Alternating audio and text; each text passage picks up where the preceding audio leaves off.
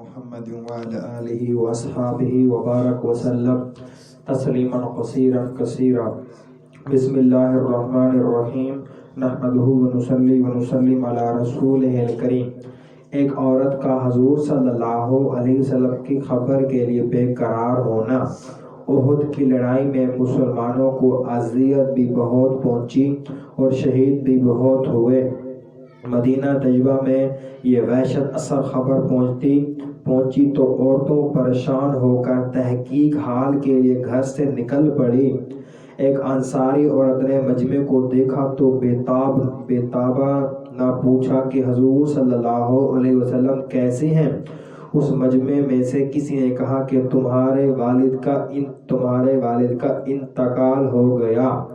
انہوں نے انا للہ پڑھی اور پھر بے قراری سے حضور صلی اللہ علیہ وسلم کی خیریت دریافت کی.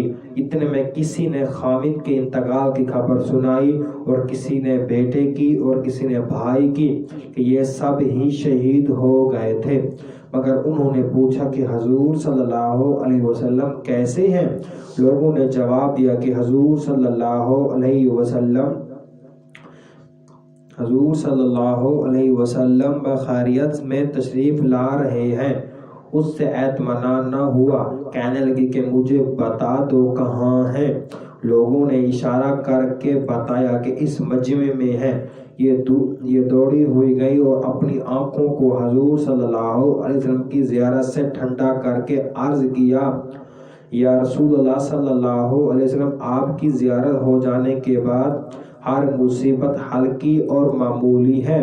ایک روایت میں حضور صلی اللہ علیہ وسلم کا کپڑا پکڑ کر عرض کیا کہ یا رسول اللہ میرے ماں باپ آپ پر قربان ہوں. جب آپ زندہ سلامت ہیں تو مجھے کسی کی ہلاکت کی پرواہ نہیں. فائدے میں شیخ الحدیث سب لکھتے ہیں کہ اس قسم کے متعدد قصے اس موقع پر پیش آئے ہیں. اسی وجہ سے مورخین میں ناموں میں اختلاف بھی ہوا ہے. لیکن صحیح یہ ہے کہ اس نامے کا واقعہ کئی عورتوں کو پیش آیا ہے. حضرت ابو ذر رضی اللہ عنہ کہتے ہیں کہ میں نے حضور صلی اللہ علیہ وسلم سے درخواست کی کہ مجھے کچھ وصیت فرمائیں. حضور صلی اللہ علیہ وسلم نے فرمایا تقوی کا اہتمام کرو کہ تمام امور کی جڑ ہے.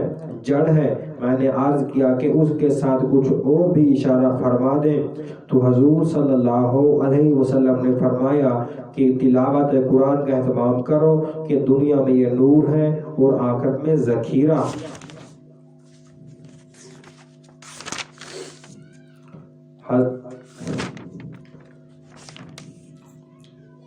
حضرت ابو ہریرہ رضی اللہ عنہ فرماتے ہیں کہ ایک قبیلے کے 2 صحابی ایک ساتھ مسلمان ہوئے.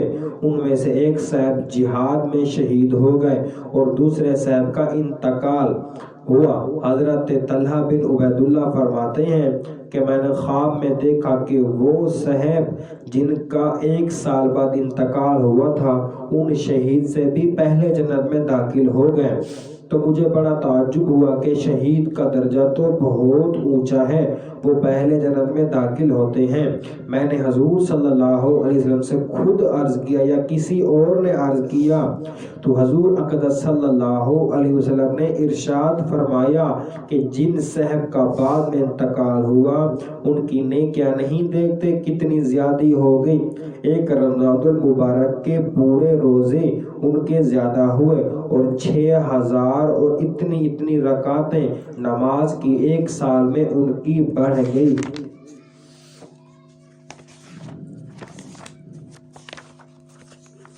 حضور اقدس صلی اللہ علیہ وسلم کا ارشاد ہے کہ قیامت کے دن حق تعالی شانو ارشاد فرمائیں گے کہ جہنم سے ہر اس شخص کو نکال لو جس نے لا الہ الا اللہ کہا ہوا اور اس کے دل میں ایک ذرہ برابر بھی ایمان ہوا, اور ہر اس شخص کو نکال لو جس نے لا الہ الا اللہ کہا ہو یا مجھے کسی طرح بھی یاد کیا ہو یا کسی موقع پر مجھ سے ڈرا ہو.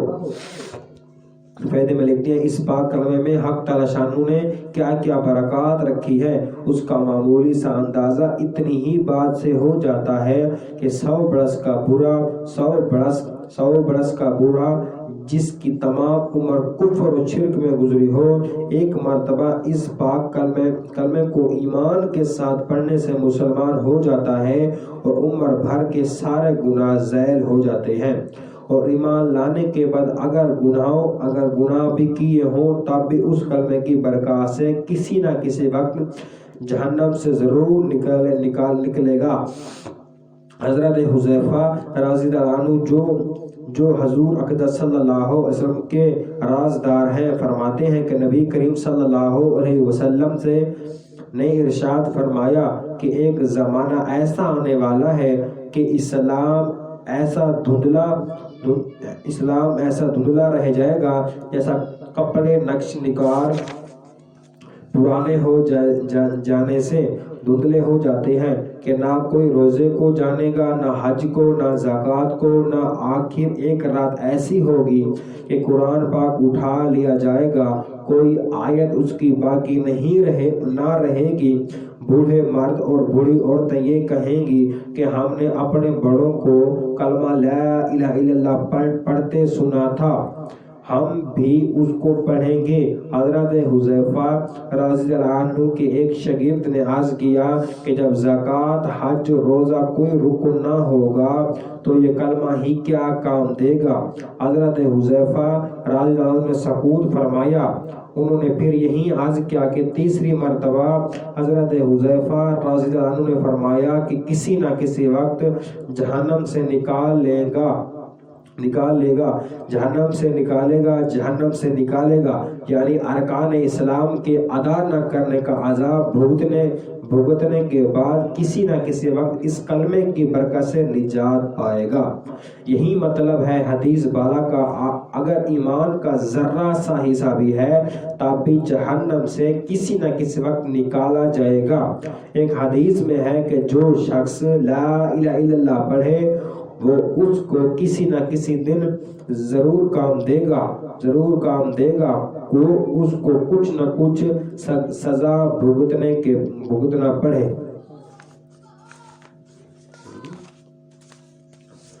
جو شخص کسی مسلمان کی پردہ پوشی کرتا ہے، اللہ جل شانہ دنیا اور آخرت میں اس کی پردہ پوشی فرماتے ہیں، اور اللہ تعالیٰ بندہ کی مدد فرماتے ہیں جب تک کہ وہ اپنے بھائی کی مدد کرتا ہے۔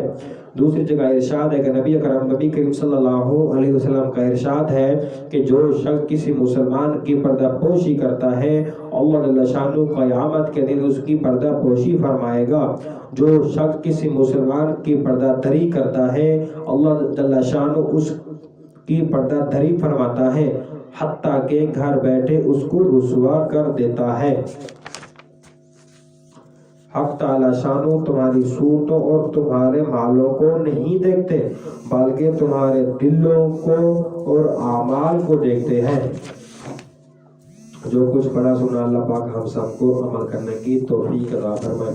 اللہم لک الحمد کما انت اہل، صلی علی محمد کما انت اہل، وفل بنا ما انت اہل، انک اہل التقوی واہل المغفرہ۔ اللہم عافنی فی صدری وعافنی فی بصری واجعلہ الوارث منی، لا الہ الا انت حلیم کریم۔